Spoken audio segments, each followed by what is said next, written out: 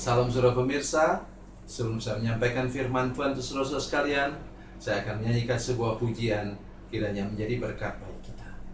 Jalan Salib.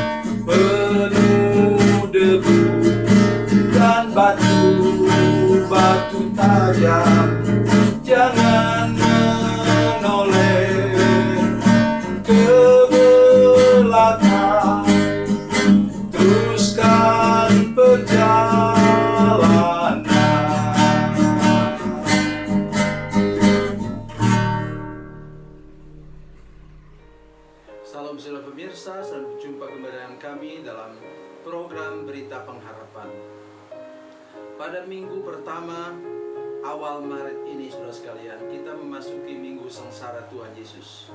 Oleh sebab itu, saya mengajak saudara-saudara untuk merenungkan sesuatu yang luar biasa, yaitu bahwa Yesus mati supaya kita hidup, Yesus menderita supaya kita berbahagia, Yesus terluka di atas kayu salib itu supaya kita sehat dan sembuh. Sebelum mendengar firman Tuhan, mari kita berdoa.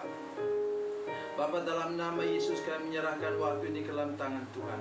Minta anugerah dan pertolongan Tuhan supaya kami sungguh-sungguh dapat menghayati sepanjang bulan ini bahwa Engkau sudah mati supaya kami hidup, Engkau menderita supaya kami berbahagia, Engkau terluka di kayu salib itu supaya kami sehat dan sembuh.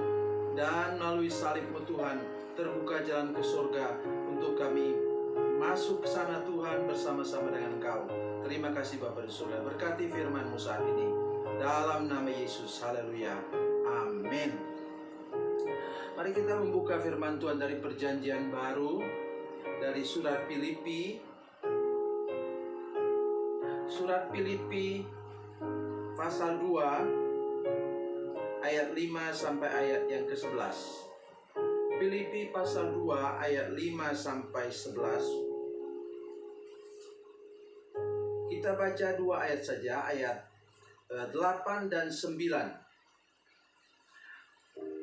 Kita merenungkan Filipi pasal 2 ayat 5 sampai 11. Tetapi yang kita baca sekarang adalah ayat 8 dan 9. Demikian bunyi firman Tuhan. Dan dalam keadaan sebagai manusia ia telah merendahkan dirinya dan taat sampai mati, bahkan sampai mati di kayu salib. Itulah sebabnya Allah sangat meninggikan dia dan mengaruniakan kepadanya nama di atas segala nama. Amin. Saudara pemirsa, seringkali kita membayangkan hanya pelayanan Yesus saja. Tetapi latar belakang Yesus kita hampir jarang mendengarkannya. Dan sekarang kesempatan kita mendengarkan bagaimana sebenarnya Yesus itu adalah Allah sendiri. Karena itu kita menyebutnya sebagai Allah Putra. Ya. Tetapi yang lebih daripada itu ialah, saudara sekalian, saya ingin melukiskan sesuatu untuk saudara-saudara pada hari ini.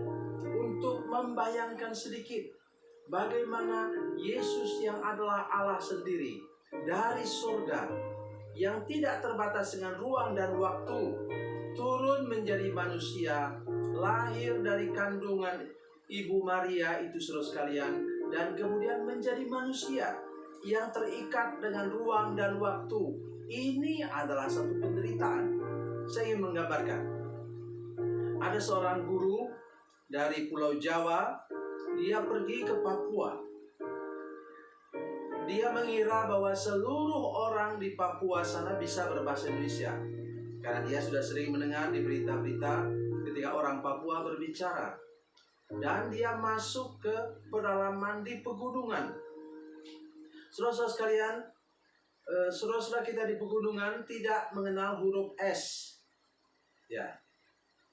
Di puncak di sana orang tidak mengenal huruf S, mereka hanya mengenal huruf T.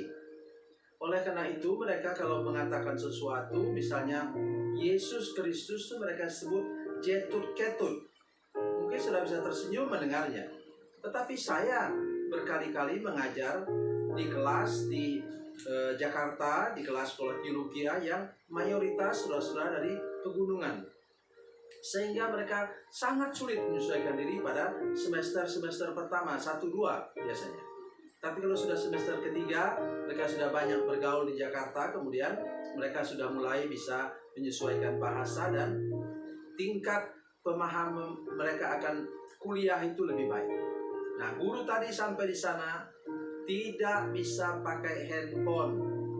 Orang bilang kalau generasi TikTok itu sekarang ini, kalau tidak pakai handphone 4 jam sudah kejang-kejang katanya. Ya ini cuma gurauan sih. Tapi sampai di sana tidak ada signal, tidak ada apa. Dalam waktu 3 bulan dia sakit hampir mati. Kenapa? Seperti buta dan tuli, tidak bisa berkomunikasi dengan orang. Untunglah bahwa Yesus adalah Tuhan. Ya, dia Tuhan yang Maha Kuasa, tetapi bagaimanapun dia mengenakan tubuh daging. Mari kita baca dari Injil Yohanes pasal 1. Yohanes pasal 1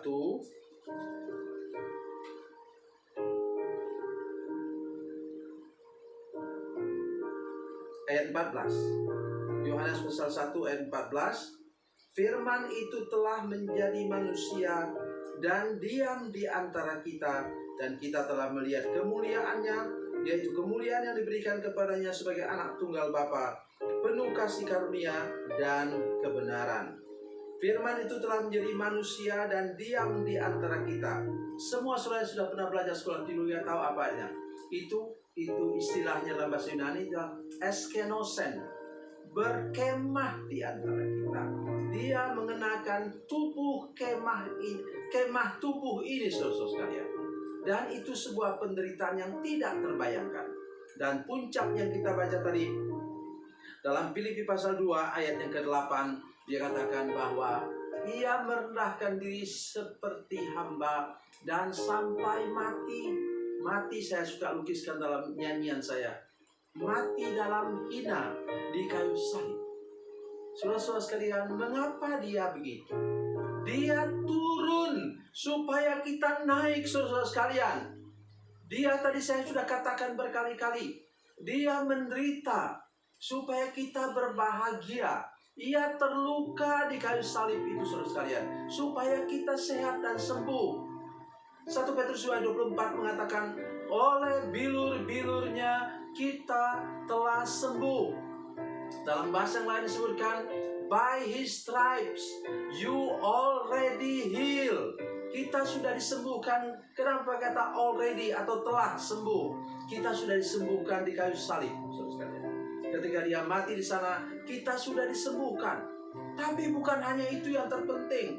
Yang lebih penting lagi, ia mati di kayu salib, saudara-saudara sekalian, supaya kita lepas, sembuh dari akar pahit, luka batin dan dendam. Itu yang lebih penting lagi.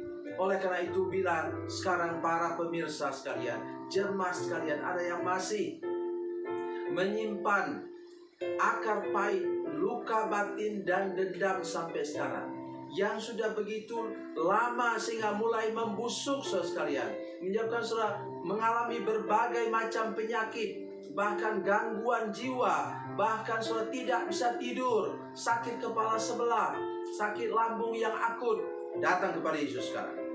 Ia terpuruk supaya saudara terangkat. Ia menderita supaya saudara berbahagia. Ia terluka di kayu salib supaya saudara sehat dan sembuh. Renungkan itu sepanjang bulan ini, dan pasti melewati bulan Maret ini, hidup saudara sudah berubah, terangkat bersama-sama dengan Dia. Tuhan Yesus memberkati, Tuhan Yesus baik. Mari kita berdoa. Bapa, dalam nama Yesus, terima kasih banyak Tuhan untuk firman Tuhan hari ini. Kami mengucap syukur karena sepanjang bulan ini kami diberi kesempatan untuk merenungkan kalimat-kalimat ini, bahwa Engkau sudah mati di kayu salib supaya kami dipulihkan Tuhan, diangkat oleh Tuhan, kami disembuhkan oleh Tuhan, kami dilepaskan dari semua akar pahit, luka batin dan dendam. Terima kasih Tuhan, kami ingin mengalaminya mulai dari minggu pagi ini. Terima kasih Tuhan, dalam nama Yesus. Haleluya, amin. Bila Anda memerlukan dukungan doa kami, atau bila Anda punya masalah yang ingin didoakan, silakan menghubungi nomor telepon kami 0812 7661 1125. Dan bagi Anda yang berada di luar negeri, silakan menghubungi +62 812 7661 1125. Tuhan Yesus memberkati, Tuhan Yesus baik.